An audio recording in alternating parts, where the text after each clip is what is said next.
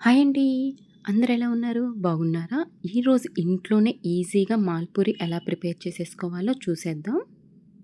కొన్ని చిన్న చిన్న టిప్స్ ఫాలో అయ్యి ఈ మాల్పూరిని మనం ఇంట్లోనే ప్రిపేర్ చేసేసుకోవచ్చు. టేస్ట్ అయితే చాలా బావుంటది. ఎక్కువ టైం కూడా పట్టదండి. సింపుల్‌గా అయితే ఈ మాల్పూరిని ఇంట్లోనే ప్రిపేర్ చేసేసుకోవచ్చు.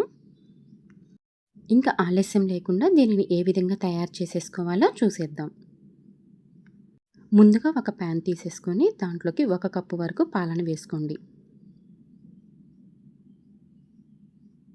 మనం ఏ కప్పుతో పాలను వేసుకున్నామో ఆ కప్పుతోనే 1.5 కప్పు వరకు పాల పౌడర్‌ని అయితే వేసేసుకోవాలి. పాల పౌడర్‌ని కూడా వేసుకున్నాక ఈ విధంగా అయితే ఒకసారి కలిపేసేసుకోవాలి. పాల పౌడర్ అనేది పాలల్లో మిక్స్ అయ్యేటట్టు ఈ విధంగా అయితే ఒకసారి కలిపేసేసుకోండి. ఇప్పుడు దీంట్లోకి 1 టేబుల్ స్పూన్ అయితే నెయ్యి వేసేసుకుందాము. నెయ్యిని కూడా వేసుకున్నాక ఒకసారి అయితే ఈ విధంగా కలుపుకోవాలి. మంటనైతే సిమ్‌లోనే పెట్టేసేసుకొని ఈ విధంగా కలుపుకోవాలండి. ఇదనేది థిక్‌గా వచ్చేంత వరకు మనం కలుపుతూనే ఉండాలి. ఈ ప్రాసెస్ అనేది ఒక 3, 4 మినిట్స్‌లో అయిపోతుంది. చూసారు కదండీ! కోవా కూడా రెడీ అయిపోయింది. ఇప్పుడు దీనిని వేరొక బౌల్‌లోకి అయితే తీసేసుకుందాము.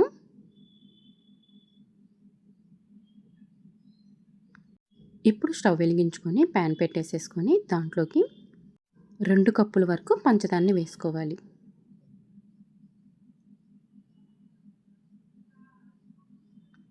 ఇప్పుడు దీంట్లోకి 1.5 కప్పు వరకు వాటర్‌ని అయితే వేసేసుకుందాము. పంచదార అనేది పాకం రావాల్సిన అవసరం లేదండి. కరిగితే సరిపోతుంది. ఈ విధంగా కలుపుతూనే ఉండాలి.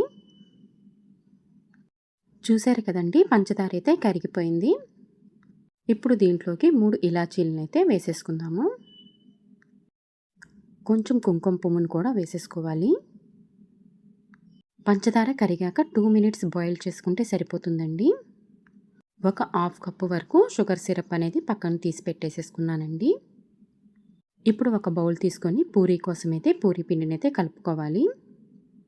నేనిక్కడ 2 కప్పుల వరకు గోధుమ పిండి తీసుకున్నానండి. హాఫ్ కప్ అయితే మైదా తీసుకొని ఈ విధంగా వాటర్ కూడా పోసేసుకొని కలుపుకోవాలి. మనం 2.5 కప్పు పిండి తీసుకున్నాం కదండీ! 2.5 కప్పు వాటర్ అయితే కరెక్ట్‌గా సరిపోతుంది. పిండినైతే ఉండలు ఏమీ లేకుండా మంచిగా అయితే కలుపుకోవాలి. పిండినైతే మరీ లూజ్‌గా కాకుండా, మరీ గట్టిగా కాకుండా కలుపుకోవాలండి. బ్యాటర్ అనేది ఈ కన్సిస్టెన్సీలో ఉంటే సరిపోతుంది. ఇప్పుడు ఈ షుగర్ సిరప్ అనేది దీంట్లోకి వేసుకొని ఒకసారి అయితే కలిపేసేసుకుందాము.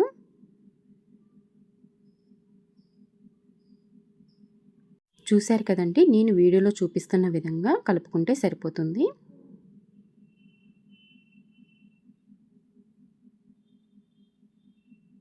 ఇప్పుడు స్టవ్ వెలిగించుకొని డీప్ ఫ్రై కోసం అయితే ఆయిల్ అయితే వేసేసుకున్నాను. ఆయిల్ కూడా హీట్ ఎక్కాక ఇప్పుడు మనం ముందుగా ప్రిపేర్ చేసేసుకున్న బ్యాటర్‌ని కూడా ఈ విధంగా అయితే వేసేసుకోవాలి. ఆయిల్ అయితే బాగా హీట్ ఎక్కాలండి. ఈ విధంగా వేసుకున్న తర్వాత పైనుంచి ఈ విధంగా ఆయిల్ అయితే వేసుకుంటూ దీన్నైతే ఫ్రై చేసేసుకోవాలి. ఈ పూరి అనేది మరీ ఎక్కువ కలర్ కూడా రానీయకూడదండి. ఒకవైపు ఫ్రై అయ్యాక మరొక వైపు టర్న్ చేసుకొని ఈ విధంగా ఫ్రై చేసేసుకోవాలి. లైట్ గోల్డెన్ బ్రౌన్ కలర్ వచ్చేంత వరకు ఫ్రై చేసేసుకుంటే సరిపోతుంది.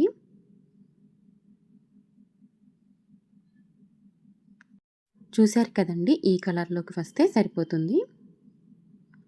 అన్ని పూరీలను కూడా ఈ విధంగా ఫ్రై చేసేసుకోవాలి. ఇప్పుడు ఈ పూరీలని మనం ముందుగా షుగర్ సిరప్ రెడీ చేసుకున్నాం కదండీ! దాంట్లోకైతే వేసేసుకోవాలి. నేను వీడియోలో చూపిస్తున్న విధంగా పూరీలకైతే పాకం పట్టే విధంగా 2 సైడ్‌లైతే టర్న్ చేసేసుకుంటూ ఉంచాలి. ఎక్కువసేపు ఉంచాల్సిన అవసరం కూడా లేదండి. 1 నిమిషం పాటు ఉంచేసేసుకొని పక్కకు తీసేసుకోవాలి. ఈ విధంగా అన్ని పూరీలని పాకంలో ఉంచేసేసి తీసేసాను. ఇప్పుడు ఒక పూరీని తీసుకొని మనం ముందుగా ప్రిపేర్ చేసేసుకున్న కోవాను కూడా పెట్టేసేసుకుందాము. ఇప్పుడు నేను వీడియోలో చూపిస్తున్న విధంగా పూరీ పైన ఈ కోవాని అయితే స్ప్రెడ్ చేసేసుకోవాలండి.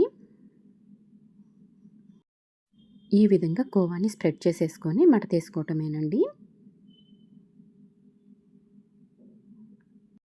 అంతేనండి. చాలా సింపుల్‌గా ఇంట్లోనే మాల్పూరి అయితే ప్రిపేర్ చేసేసుకోవచ్చు. టేస్ట్ అయితే చాలా బావుంటది.